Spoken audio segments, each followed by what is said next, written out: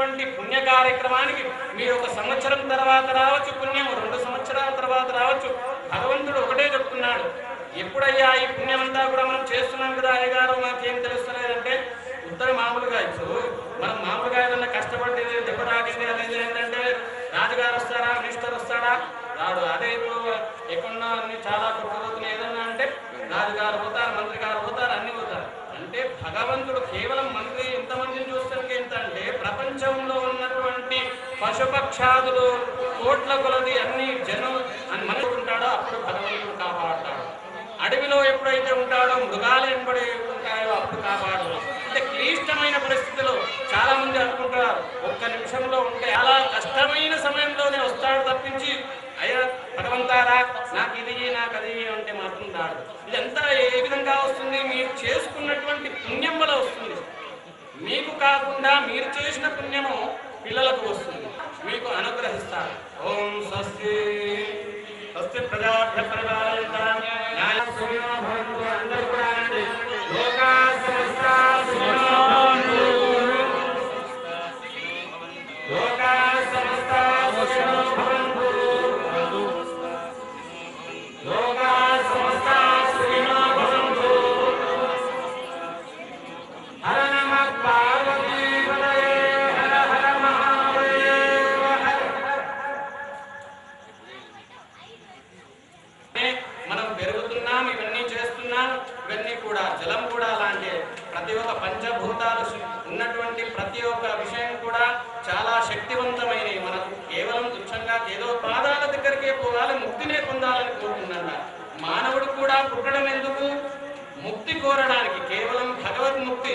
చిన్న ఉన్నప్పుడు యుక్త వయస్సులో ఉన్నప్పుడు ఏవేవో కోరికలు అవన్నీ ఉంటాయి, కానీ ఒక దాటిన తర్వాత ముక్తి అంటే భగవన్నామస్మరణ ఇవన్నీ వచ్చి ఉన్నాడు. కాబట్టి ఆయనకు కావలసినటువంటి ఛత్రము, చామరము, గాజులు ఇవన్నీ ఏవేవి అమ్మవారికి ఏవి కావాలో, అయ్యవారికి ఏవి కావాలో అవన్నీ కూడా ఆవాహన చేసి ఇప్పుడు అక్కడ పెట్టాము. అష్టదిక్పాలుగా బంధం చేశాం. కాబట్టి ఇవన్నీ కూడా మీరు సంరక్షించాలి రేపు ఉదయం వరకు. రేపు ఉదయం వృశ్చిక లగ్నంలో 9:40 యంత్ర స్థాపన జరగబడుతుంది. ఆ తర్వాత మూర్తిని పెడతాం. మూర్తిని పెట్టిన తర్వాత హోమం చేసినటువంటి ఆ నెయ్యితో మంత్రాల చేత ఏ పాదాలు, కాళ్ళు, నెత్తి, కళ్ళు ఎక్కడెక్కడైతే ఉన్నాయో అవన్నీ కూడా ఆవాహన చేస్తాము స్వామివారికి. చేసిన తర్వాత ఆయనకు పేరు పెడతాం.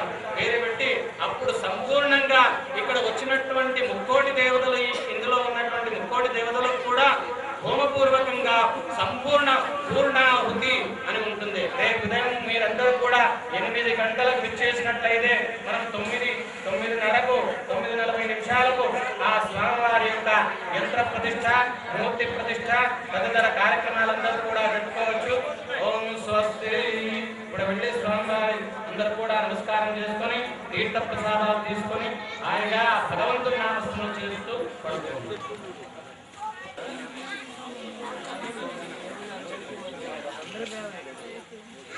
అటు వచ్చి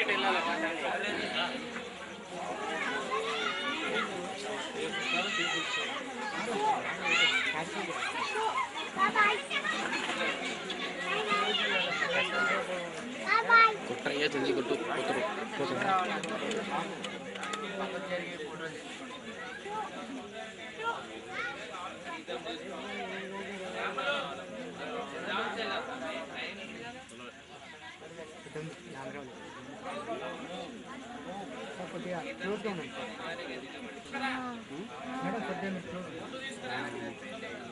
సుబ్రహ్మణ్యేశ్వర స్వామి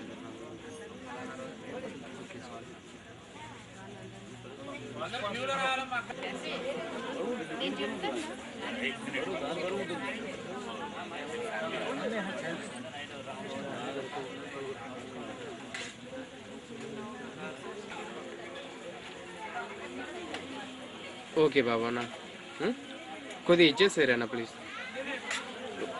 ఓకే బాబానా, రైట్ అన్న.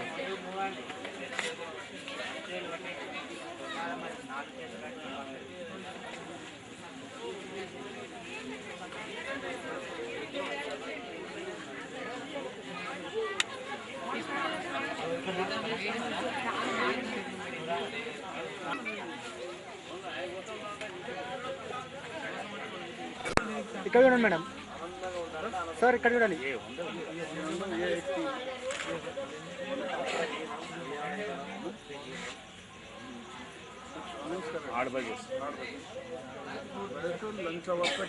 మేడం ఇటు చూడండి మేడం.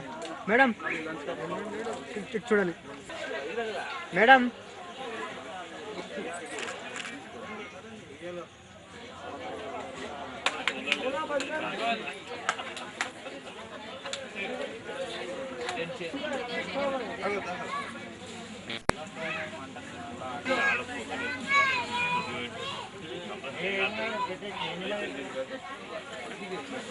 లైన్ మేడం మేడం కొద్దిగా వెనక్కి జరగండి అన్న. మీరు పెట్టకండి అన్న, అది చెప్పేస్తుంది.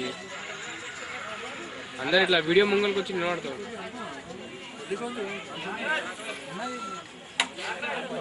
కొట్టు నువ్వు కొట్టేది నేను తిట్టు.